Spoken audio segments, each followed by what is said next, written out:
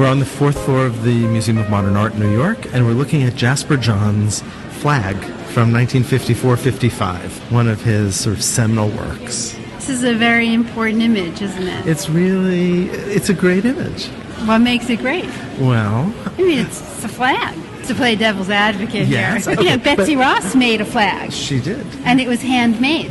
And so is this. In fact, I think it probably makes sense to just spend a moment describing what we're seeing. Okay. Because if you look at it, it's actually made in a really sort of specific way. It's built up on pieces of wood that actually stand off from the surface fairly substantially, about 2.5 inches. And it's made out of 3 objects, actually. There are 3 pieces that are put together. But there's the piece with the stars, the field of stars, the stripes that are at that level, and then the stripes that are below. Mm-hmm. And then if you look at the surface, you see that it's this very heavily wrought kind of surface, this facture that's a result of this material. Like kind of collage. Well, it is actually underneath. And paper mache. Underneath, you can actually see newspaper that's been ripped, right. And then above it, the paint is very translucent, and that's because it's not actually traditional oil paint. It's encaustic, which is an ancient Egyptian. Waxy. Yeah, it's wax. It's melted wax that actually holds the pigment. Right.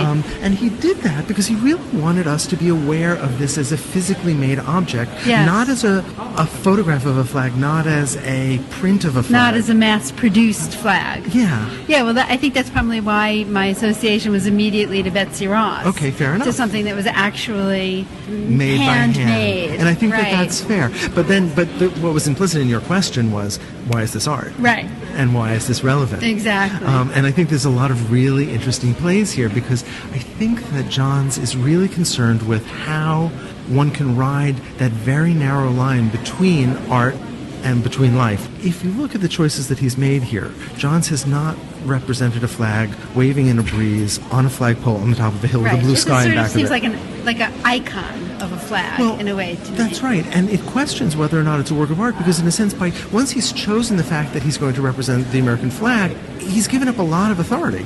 Right. The colors are chosen. The composition is chosen. It's all done for him. There's no drawing. What is it that we celebrate when we look at a work of art? Do we celebrate the draftsmanship? Do we celebrate the originality? Thoughtful, right, the thoughtful color. In a sense, he's saying, the content, the ideas. I want to give all of that up. This is not about making.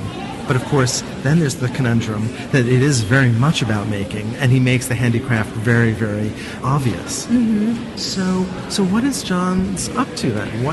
What's the motivation behind this then? Well, it certainly makes us look at it in a way and focus our attention, get a flag out of something that flag normally isn't made out of. So that's interesting.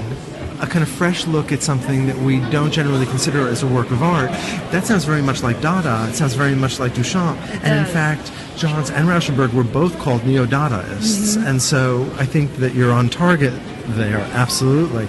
But this is a really loaded subject. The American flag, I can't think of a symbol that is more potent, especially in 1955 at the height of the Cold War. Think about just how incredibly powerful this symbol is. This is not a neutral symbol. No. And so what is it that one comes to? When this was first displayed, people had very powerful reactions to it, both pro and con, depending on their political leanings. Right. And pretty much doing anything to a flag will do that. Even representing it. Right. And so I think that what Johns would say here is that, in fact, this is a mirror. And where the real content is contained is not in the representation itself, but in all of the baggage that each viewer brings to it. This was an idea that both Johns and Rauschenberg were working out. And when you come as giving us something very, very neutral. That's very loaded, but very neutral. Right. And so one comes with all of one's contempt, all of one's anger, all of one's love, all of one's patriotism. Whatever one comes with, this is what one sees. And therein lies the content. That is to say that after the Second World War, artists began to think that the authority itself was suspect.